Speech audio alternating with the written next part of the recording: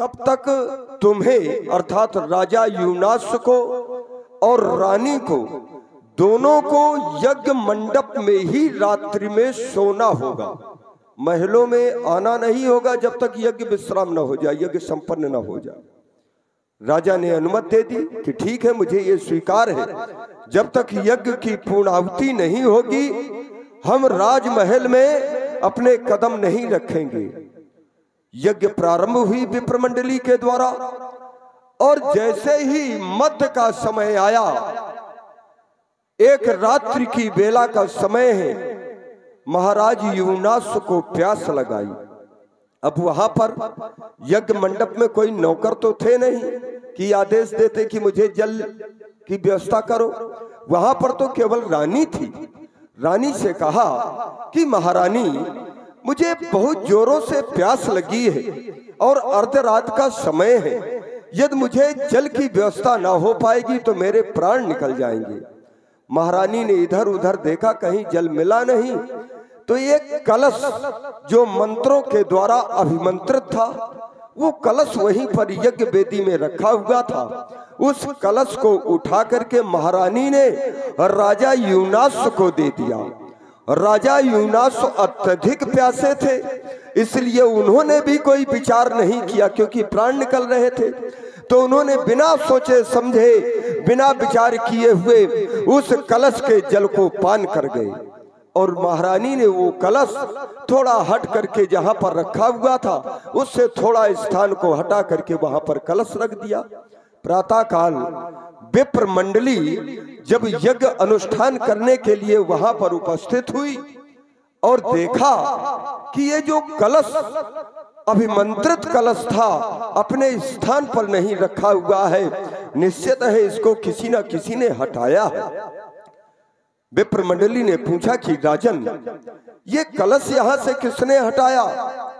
यूनास कहने लगा कि हे ब्राह्मण देवता, रात्रि में मुझे प्यास लगी हुई थी, इसलिए महारानी से मैंने जल मांगा। महारानी ने ये कलश मुझे उठा करके दे दिया, मैंने इस जल का पान कर लिया, अपनी प्यास बुझाई। ब्राह्मणों ने कहा कि राजन, अब पुत्र तो होगा, ये तो निश्चित है पुत्र होगा, लेकिन अब रानी के नहीं होगा, अब वो पुत्र तुम्हारे होगा। बोले ऐसा क्यों? बोले ऐसा इसलिए क्योंकि जो पुत्र देने की सामर्थ्य थी वो इस जल में थी, क्योंकि ये जल मंत्रों के द्वारा अभिमंत्रित जल था और ये रानी को पीना था, लेकिन रानी ना पी पाई, उसके पहले तुमने पान कर लिया, इसलिए पुत्र तो होगा लेकिन रानी के ना हो करके वो राजा तुम्हारे होगा। अब यज्ञ तो संपन्न हो गई और ये विधि के नियम को कौन टाल सकता है, ये विधि का विधान था। महाराज यूनास का पेट धीरे धीरे बढ़ने लगा। जब 9 महीने, कुछ बोलना चाहते हो बोलिए।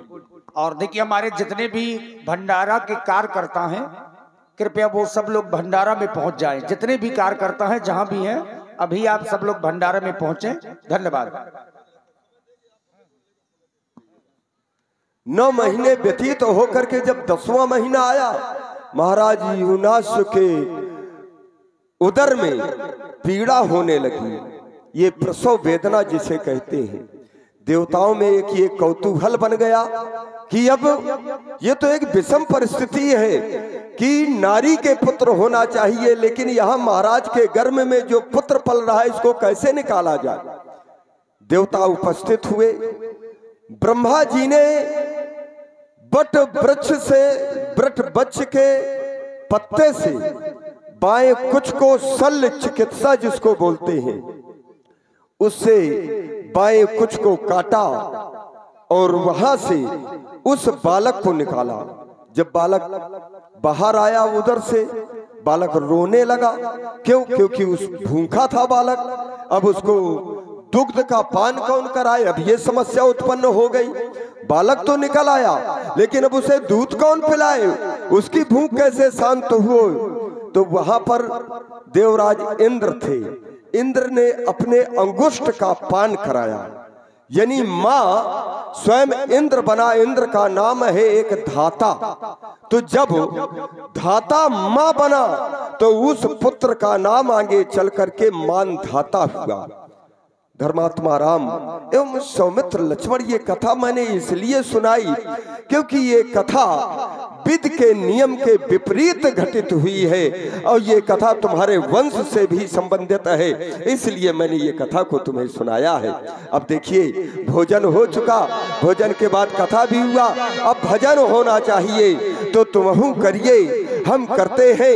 ये संध्या सबको सुखदाई है, इसे तिहू काल करना चाहिए जो पावन जुग चली आई है, क्योंकि ये संध्या तर्पण जप हवन यज्ञ सब नित्य कर्म करना चाहिए और भवसागर से ये तरना है तो हरि सुमरन करना चाहिए। यदि मैं ये कह दूं कि केवल ये संध्योपासना ये संसार के प्राणी ही किया करते हैं तो लाल ऐसा नहीं है, वो सिंधु से वो स्वयं भगवान भास्कर भी किया करते हैं, लेकिन उनके संध्या करने का जो प्रकार है वो थोड़ा इस संसार के प्राणियों से भिन्न है। वो इस प्रकार से संध्या किया करते हैं, सिंधु से मज्जत हो खगों के रव से करपान किया करते हैं, देव कर जोर की ओट में हो कुछ ओस की बिंदु पिया करते हैं। और करते क्या है, चंद्र के पात्र में अर्घ उठा द्रग कंज भी मूंद लिया करते हैं, और की कौन कहे लालन वो सूर्य भी संध्या किया करते हैं। तो लाल ये पावन समय है और जाओ और जाकर के दोनों बंधु संध्या उपासना करो, क्योंकि संसार में यही तो एक सत्य है, उमा का हम ये अमय अनुभव अपना और सत्य हरि भजन, जगत सब सपना बाप कह रहे हैं तो हम शांत जाओ।